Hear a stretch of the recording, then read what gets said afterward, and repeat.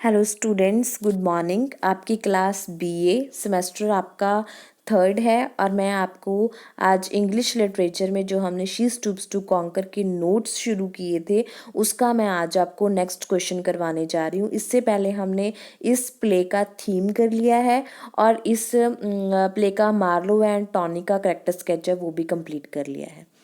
Next third question है आज हमारा सोशल एंड साइकोलॉजिकल कंट्रास्ट है जो शी स्टूप्स टू कॉन्कर में वो करेंगे। ये क्वेश्चन हम दो पार्ट्स में करेंगे। आज मैं आपको फर्स्ट पार्ट करवाऊंगी, नेक्स्ट वीडियो में मैं आपको second part करवाऊंगी।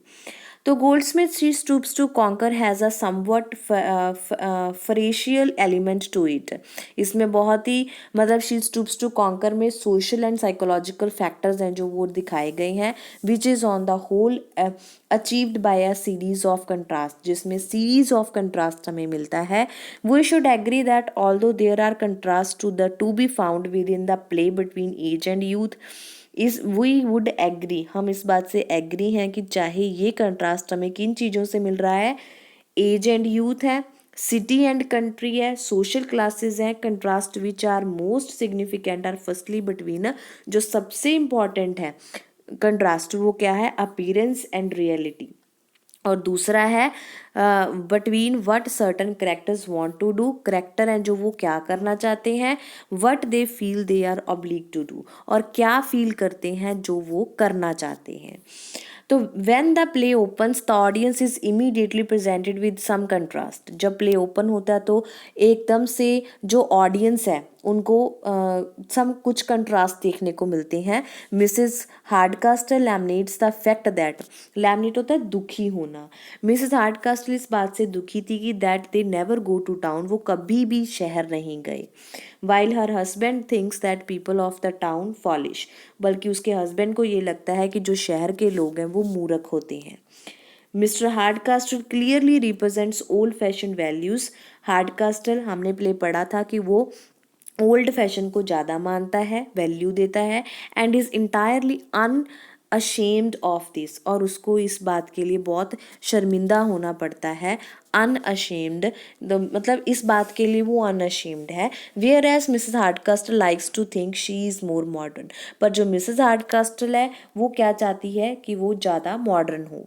Although it is a implied that she is rather pretension, चाहे वो इट इज़ इम्प्लाइड दैट, ये इम्प्लाइड करता है कि she is rather pretension. Pretension मतलब वो अभी भी दुचिती में है कि वो उसका हस्बैंड ओल्ड फैशन लाइक कर रहा है पर उसको क्या है, मॉडर्न बनना है। Their conflicting attitude are consequently illustrated in these antithetical statement. इनकी जो कन्फ्लिक्ट है दोनों की, ये एंटी एथिकल स्टेटमेंट, एक दूसरे के विरोध स्टेटमेंट पैदा करती है। Mrs. Hardcastle, speaking of her husband's long-winded stories as a method for entertaining guests, states Mrs Hardcastle अपने हस्बैंड के लॉन्ग विंडेड स्टोरीज है जो उनको सुनाती है as a method for entertaining guest को एंटरटेन करने के लिए। I hate such old fashioned trumpery, her husband replied, वो कहती है कि मुझे ओल्ड फैशंस अच्छे नहीं लगते, उसकी वाइफ बोलती है। हर हस्बैंड रिप्लाइड, उसका हस्बैंड रिप्लाई करता है एंड आई लव इट, और मुझे पसंद है। I love everything that's old, पुराना है वो सब, उन सब चीज़ों को मैं प्यार करता हूँ, जैसे कि ओल्ड फ्रेंड हो गई, ओल्ड मैनर्स होगी, ओल्ड बुक होगी, ओल्ड वाइन होगी। But despite the fact that Mrs. Hardcastle considers herself to have been modern approach, पर इसके विरुद्ध जो मिसेस हार्डकास्टल है वो अपने आप में मॉडर्न अप्रोच रखती है लाइफ में।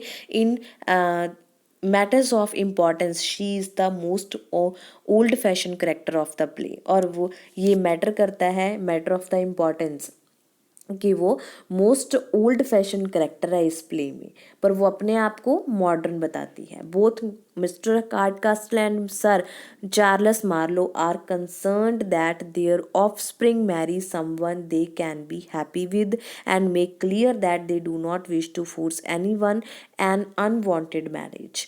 तो जो हार्डकास्टल है और मिस्टर जो उसका फ्रेंड है चार्ल्स मार्लो, वो कंसर्न्ड करते हैं कि उनका जो मैरिज ऑफस्प्रिंग मैरिज है someone they can be happy with, वो खुश रह सकते हैं एंड मेक क्लियर दैट, और ये क्लियर कर सकते हैं कि they do not wish to force anyone an unwanted marriage.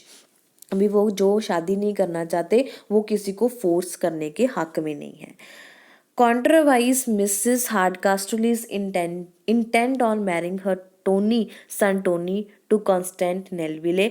उधर दूसरी तरफ मिसेस हार्डकास्टल अपने लड़के टोनी को फोर्स करती है कि वो कॉन्स्टेंट से शादी कर ले। क्यों? Because she wishes Constance's jewel to remain within the family, ताकि कॉन्स्टेंट की जो ज्वेलरी है वो हमारी फैमिली में ही रह जाए।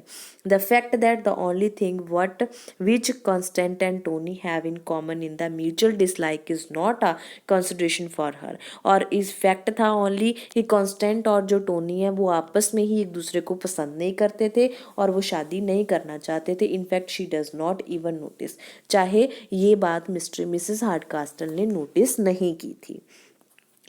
In many works of the literature, contrast between the different social classes employed in this play, it is not so much the difference between classes which is explored। अब class की बात आती है इस प्ले में कि इस प्ले में ज़्यादातर तो क्लास को एक्सप्लोर नहीं किया गया, but rather the extremely different ways which certain characters treat people according to which class they belong to. पर इसमें हमने करेक्टर्स देखे हैं जो लोगों को ट्रीट करते हैं जो अलग तरह की क्लास में बिलोंग करते हैं। This creates many opportunity for humor as they are characters who are different class to that which they are believed to be, those who are pretending to be of a different class, and those who are ambiguous as regarding class। और जो this create many opportunity, ये बहुत सारे मौके पैदा करती है humour के, हंसी के।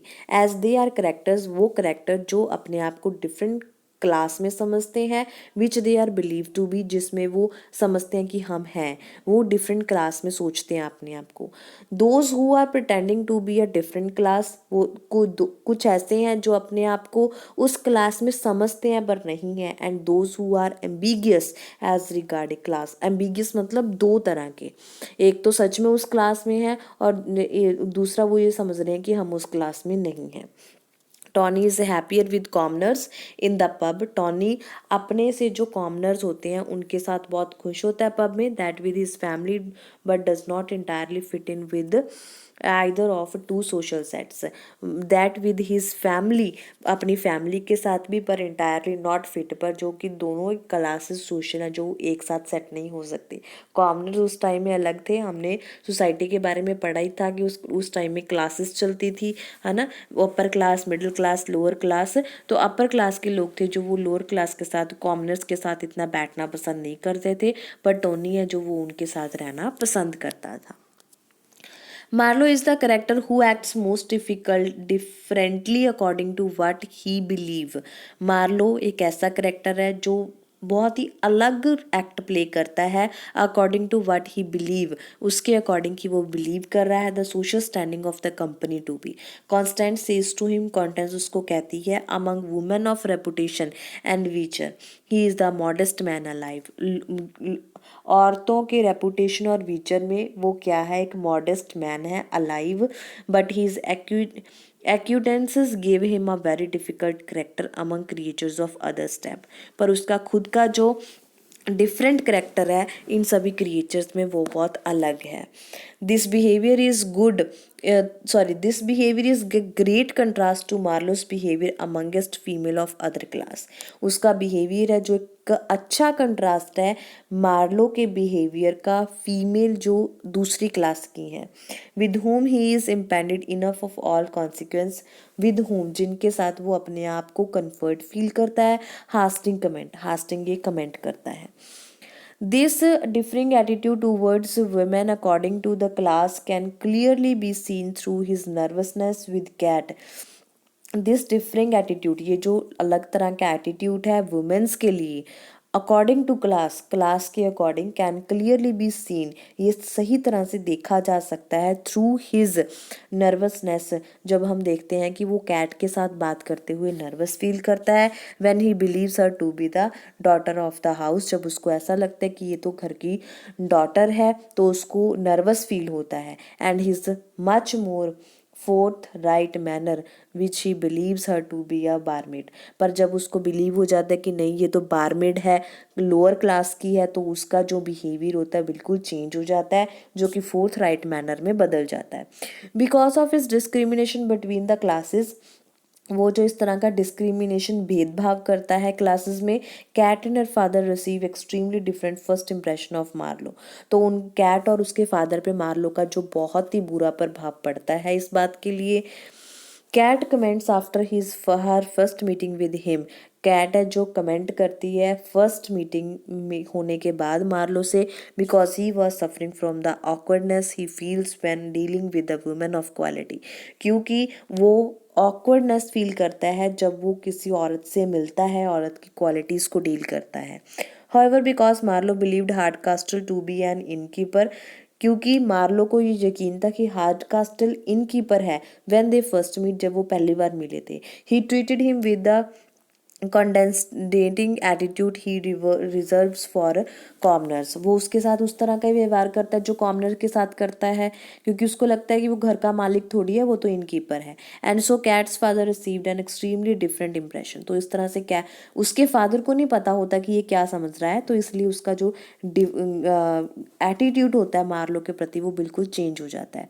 कास्टल्स comments on him are completely different to Kate such as Castle. Hardcastle है उसका कमेंट कैट से बिल्कुल डिफरेंट होता है। वो कहता है such a brazen dog sure never my eyes beheld. कहता है कि ये तो बहुत ही बुरा आदमी है, कभी मेरी आंखों के सामने नहीं आना चाहिए। He and Mrs Hardcastle are probably the most class conscious of all the character. Mister and mister Hardcastle दोनों ही क्या है, क्लास कॉन्शियसनेस बहुत है उनमें। Hasting is so an excite to marry Constance. Hasting है जो वो बहुत उत्तेजित है कॉन्स्टेंट से मैरिज करने के लिए, that he does not care whether or not her jewels are in her possession. पर उसको इस बात की परवाह नहीं है कि कॉन्स्टेंट की जो ज्वेलरी है वो उसको मिलेगी या नहीं मिलेगी। Sir Charles Marlow is not bothered by the fact that Kate has only a small dowry. Charles Marlow को भी इस बात की कोई परवाह नहीं है कि कैट के पास बहुत थोड़ी दहेज है। Hardcastle does not appear to mind whom his daughter marry as long as she is happy। कास्टल है जो हार्ड कास्टल, वो अपने माइंड में ये बात लेके नहीं आता कि मेरी डॉटर है जो वो मैरी करेगी as long as he is happy, वो उसी के साथ शादी करेगी जिसके साथ वो खुश है। And Tony is much more interested in, और टॉनी जो होता है ज़्यादातर इंटरेस्टेड बेट बाउंसर से होता है then the probably richer and more refined Miss Neville, जो कि नीले से ज़्यादा then the probably richer and more refined, जो कि ज़्यादा अच्छी है नेलविले से। Tony Lumpkin provides a stark contrast to Marlow. Tony है, हमने करेक्टर में पीछे क्वेश्चन किया था कि उसका कंपैरिजन मार्लो से किया जाता है। He appears to have renounced all the school social values of his family. वो दिखाता है कि सोशल वैल्यूज़ कैसी होती हैं फैमिली में, एंड इज़ हैप्पीएस्ट, और वो बहुत खुश होता है when with the low family at the pub, जब वो लो लाइफ है जो पब में बिताता है, एंड प्लेइंग प्रैक्टिकल जोक्स, और प्रैक्टिकल जोक है जो वो करता है। The carefree jovial atmosphere of the pub also provides a contrast to the much more tense atmosphere at the house. जो केयर फ्री एटमोसफियर है पब का, वो कंट्रास्ट है घर के माहौल की टेंस माहौल से बहुत अच्छा है। Created by the series of misunderstanding, जो कि मिसअंडरस्टैंडिंग से क्रिएट किया गया है। Tony does not entirely fit in with the commoners at the pub. Tony है जो एक अपर क्लास का होने की वजह से पब के कॉर्नर से फिट नहीं बैठता। They see him as being above them, वो सब उस सोचते हैं कि ये हमसे ऊंचा है। Referring to him as the squire, उसको एक स्केयर योद्धा का नाम देते हैं। Whilst his family see him as being slang beneath to the rest of them, बल्कि उसकी फैमिली इस बात के लिए उससे थोड़ा कतराती है कि वो कॉमनर्स के साथ रहता है। This show how a contrast can be achieved merely by regarding one person or situation from two different viewpoints. तो ये हमें शो करता है कंट्रास्ट कि किस तरह से एक सिचुएशन दो डिफरेंट पॉइंट ऑफ व्यू से देखी जा सकती है। टोनी को कॉमनर से कोई प्रॉब्लम प्रॉब्लम नहीं है, पर उसकी फैमिली को है कि वो एक अपर क्लास का होने के बावजूद या मिडिल क्लास का होने के बावजूद लोअर लाइफ है जो वो व्यतीत कर रहा है। This idea is frustrated when Mrs Hardcastle find her garden to be a place of terror. ये आइडिया उस टाइम आता है जब मिसेस हार्डकास्टल देखती है कि उसका गार्डन है जो वो एक टेरर बन चुका है, merely because she believes it place of terror, क्योंकि उसको ऐसा लगता है कि ये प्लेस है जो एक टेरर है, डरावना है। Merely because she believes it is to be Crackskull, ये उसको इसलिए भी लग सकता है कि ये क्रैक स्कल है, कॉमन है, इनहेबिटेंट बाय हाईवेमैन, जो कि एक हाईवेमैन के द्वारा बनाया गया है। ठीक है बेटा, तो ये आपका जो था सोशल और साइकोलॉजिकल का क्वेश्चन था। 4 पेजेस का है बेटा, ये फर्स्ट पार्ट है आपका। ठीक है, सेकंड पार्ट में मैं ये क्वेश्चन आपको कंप्लीट करवा दूंगी जिसमें हमारा पूरा प्ले है जो कवर हो जाएगा। तब तक आप इस क्वेश्चन को अच्छे से समझ लो। अगर कोई कुछ बात समझ में नहीं आती तो आप मेरे को कभी भी कमेंट बॉक्स में कमेंट करके पूछ सकते हो। ओके बेटा, नेक्स्ट वीडियो में आपको मैं सेकंड पार्ट इस क्वेश्चन का करवा दूंगी। Okay, okay, have a nice day.